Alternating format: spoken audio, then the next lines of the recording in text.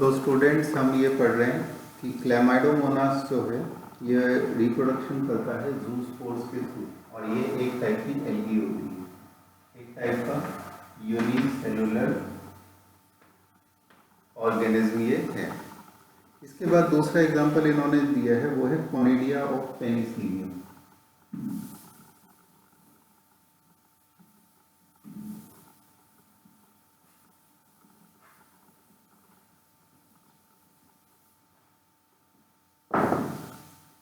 दूसरा एग्जांपल है कोनिडिया, ये रिप्रोडक्टिव स्ट्रक्चर का नाम है, और एग्जांपल है पेनिसिलियम, क्योंकि हम जानते हैं कि ये फंजाई है, किंगडम फंजाई का ये ऑर्गेनिज्म। अगर तुम डायग्राम को ध्यान से देखोगे तो पहला वाला जो डायग्राम है ज़ूस्पोर्स ऑफ क्लैमाइडोमोनास, उसमें जो स्ट्रक्चर्स हैं उसमें यूनिसेलुलर ऑर्गेनिजम्स बने, जो डॉटर और सेल्स हैं, और उसमें ये फ्लैजेला लाइक स्ट्रक्चर्स हैं। इसका मतलब ये कैसा स्ट्रक्चर है, ये है मोटाई स्ट्रक्चर। तो इससे हमें ये बात पता लगती है कि ज़ूस्पोर्स जो होते हैं ये मोटाइल होते हैं। दूसरा बात, कोनिडिया नाम का जो स्ट्रक्चर इन्होंने दिया है, ये वाला डायग्राम, इसमें तुम देखोगे कि कोनिडिया नाम दिया जाता है फ्रूटिंग बॉडीज को, फ्रूटिंग बॉडीज, यानी कि ऐसे स्ट्रक्चर जिनके अंदर डेवलप होते हैं स्पोर्स, उनको कहते हैं फ्रूटिंग बॉडीज।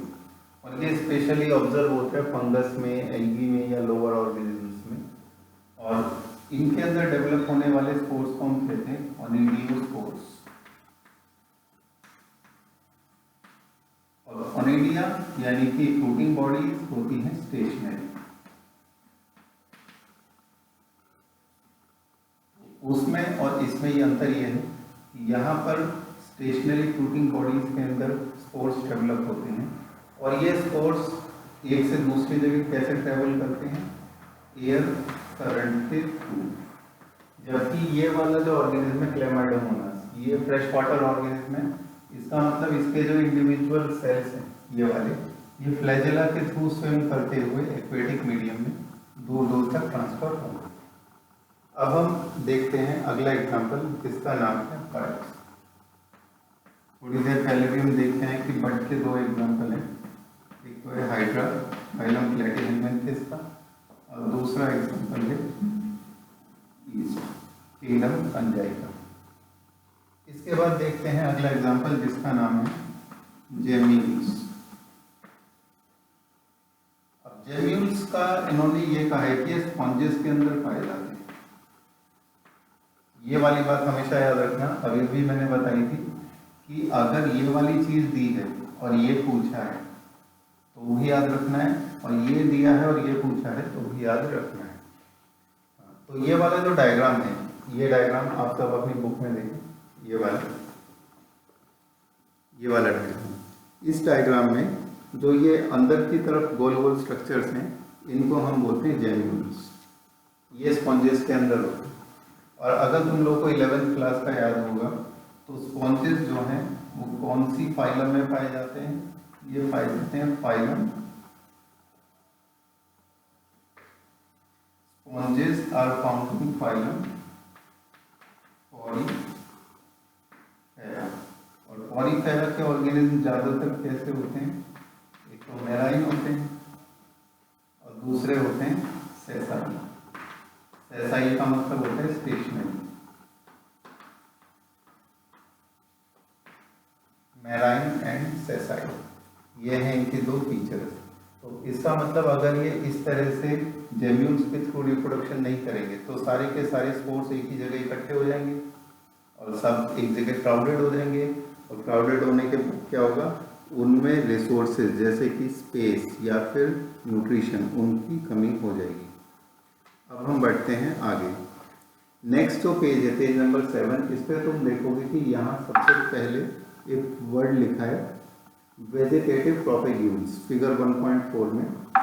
तो अब ये नई वर्ड है वेजिटेटिव प्रोपेग्यूल्स।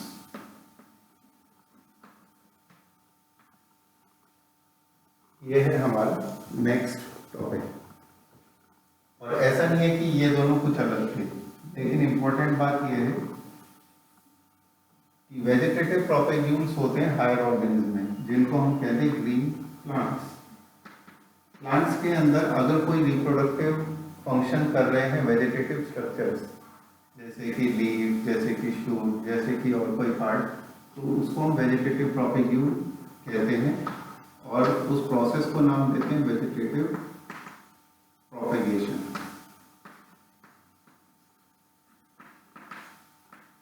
ठीक है। और इसके अलावा इस केस में होते दोनों एसेक्सुअल रिप्रोडक्शन ही है, बस वो लोअर में है और ये हायर ऑर्गेनिज्म में। अब एग्जांपल्स देखो इसके कौन कौन से दिए हैं। सबसे पहला एग्जांपल है आइज ऑफ पोटैटो। पोटैटो, ठीक है। अब पोटैटो एक ट्यूबर है और ये एक तरह का एडेप्टेशन है स्टेम का। और स्टेम के केस में हम ये जानते हैं कि थोड़ी थोड़ी दूर पर होते हैं नोड्स एंड इंटरनोड्स। ठीक है। अब नोड्स और इंटरनोड्स का कंसेप्ट ये है स्टेम के अंदर कि अगर ये एक स्टेम है तो इसमें जहां जहां से लीव्स और ब्रांचेस अराइज होती हैं उनको हम कहते हैं नोड्स, और जो इनके बीच का स्पेस होता है उसको कहते हैं इंटरनोड्स। तो स्टेम का मॉडिफिकेशन पोटैटो है, इसीलिए पोटैटो के केस में भी अगर हम इसको हम एक पोटैटो मान लें तो जिनको हम आईज या बड्स कहते हैं वो असल में नोड्स है जहां से अराइज होती हैं शूट्स। अगर उसको प्रॉपर मॉइस्चर और सॉइल वाली कंडीशंस मिले तो यहाँ से शूट्स अराइज हो सकते हैं, क्योंकि ये सब है नोड्स। तो एक तरह से किसका एडेप्टेशन हुआ, ये एडेप्टेशन हुआ स्टेम का।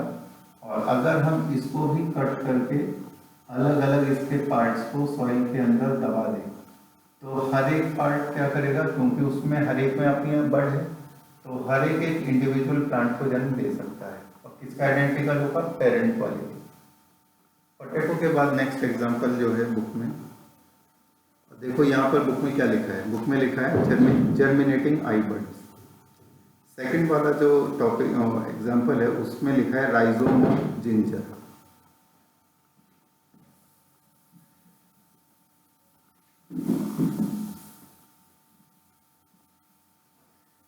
Second example is rhizome of ginger. Ginger example है और राइजोम रिप्रोडक्टिव स्ट्रक्चर या वेजिटेटिव प्रोपेग्यूल है। उसी तरह से जैसे कि पोटैटो के केस में ट्यूबर जो था वो रिप्रोडक्टिव स्ट्रक्चर या प्रोपेग्यूल का नाम था और पोटैटो उसका एग्जांपल था। अब आते हैं इधर, देखो बुक में जो डायग्राम दिया है ये वाला डायग्राम, इस डायग्राम में नोड्स और इंटरनोड्स और साथ में एडवेंटिशियस रूट्स भी दी गई है। इसका मतलब जिंजर भी अलग अलग प्लांट्स को जन्म देने की क्षमता रख सकता है अगर उसकी कटिंग करके उसको सॉइल में सो किया जाए। ठीक है। अब जिंजर में तुमने ये देखा है कि वहां पर लिखा है एडवेंटिशियस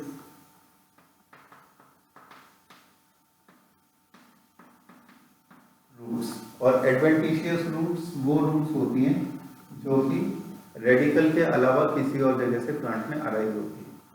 जैसे इस केस में जो अराइज होती है वो हो रही है शूट से, तो मैं यहाँ पर लिख देता हूँ roots which arise from parts other than radical। ये मैं बोल के इसलिए लिख रहा हूँ ताकि अगर राइटिंग समझ में ना आए तो पता चल जाए। Roots which arise from parts other than radical। इसके बाद नेक्स्ट एग्जांपल जो है वो दिया है bulbil of agave. Bulbil agave, agave plant का नाम है और बल्बिल रिप्रोडक्टिव स्ट्रक्चर का नाम है। इसके बाद नेक्स्ट एग्जांपल है लीफ बर्ड। और लीफ बर्ड्स किसमें होती हैं, ब्रायोफिलम में।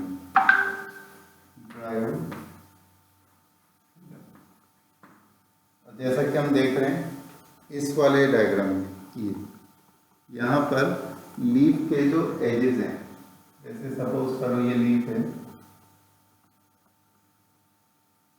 इसके जो नॉचेज हैं यहाँ पर छोटे छोटे प्लांटलेट डेवलप होते हैं, और इन प्लांटलेट्स को अगर सो किया जाए सॉइल में तो ये कंप्लीट प्लांट के रूप में डेवलप हो सकते हैं। इसके बाद देखो एक और एग्जांपल दिया फिगर 1.4 में ई, यहाँ इसका नाम है ऑफसेट, रिप्रोडक्टिव स्ट्रक्चर का नाम है ऑफसेट, और ये होता किस में है, वाटर हियासिंथ में। तो ये प्लांट्स के अंदर पाए जाने वाले अलग अलग वेजिटेटिव स्ट्रक्चर्स हैं, जिसमें तो एग्जाम में ये एग्जांपल्स बहुत इंपॉर्टेंट है और नाम से पूछे जाते हैं। और इसकी अगर बात कर ली है वाटर हियासिंथ की, तो हम ये भी देख लेते हैं कि यहाँ पेज नंबर 8 पर देखो पहले पैराग्राफ में लिखा है कि you must have heard about the scouts of water bodies और about the terror of Bengal. ये एग्जांपल बहुत इंपॉर्टेंट है, टेरर ऑफ बंगाल।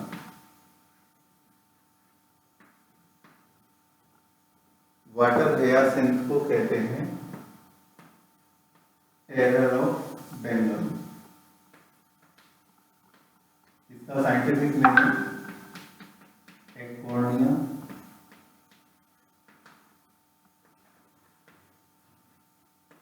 क्रेसिप्स। इसको अंडरलाइन भी कर देते हैं, साइंटिफिक नेम्स को अंडरलाइन भी करते हैं। एकोर्निया क्रेसिप्स साइंटिफिक नेम है वाटर हियासिंथ का। इसको टेरर ऑफ बंगाल कहते हैं। इसको टेरर ऑफ बंगाल इसीलिए कहते हैं क्योंकि ऑफशूट के ऑफसेट के थ्रू ग्रो होते होते ये सारी वाटर बॉडीज में इतनी तेजी से फैला कि सारी वाटर बॉडीज एक एक करके ढकती गई, मतलब वहाँ वाटर दिख ही नहीं रहा है, सब जगह वही ग्रो हो रहा है। अब देखो इन्होंने क्या लिखा है, it is one of the most invasive weeds is found growing where there is standing water. Standing water यानी कि जैसे तालाब, झील, इन सब में it drains oxygen from the water which leads to death of fishes. तो इस तरह से ये नुकसानदेह होता है। और इसको it is interesting to note that the plant was introduced in India because of its beautiful flowers and shapes of leaves. तो यानी किया तो था अच्छे के लिए, पर हो गया उसका नुकसान।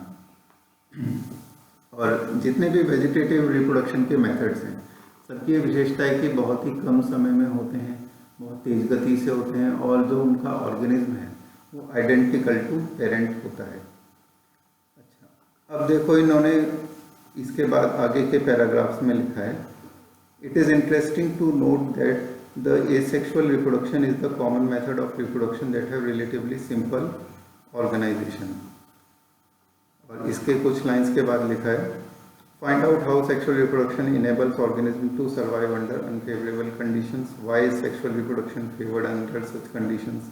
ये वाले क्वेश्चंस तुम लोगों के सोचने के लिए, अगर नहीं पता चले तो कमेंट में मुझसे पूछ सकते हैं, ठीक है। ये जो इटैलिक्स में लिखे हुए ये वाले क्वेश्चंस देखो, सेक्सुअल और एसेक्सुअल रिप्रोडक्शन जब भी हम कंपेयर करेंगे तो दोनों के अपने अपने प्लस पॉइंट्स हैं, लेकिन नेचर ने हमेशा इस तरह से स्टडी किया है कि एसेक्सुअल रिप्रोडक्शन लोअर ऑर्गेनिज्म में पाया जाएगा और सेक्सुअल हमेशा पाया जाएगा हायर ऑर्गेनिज्म में।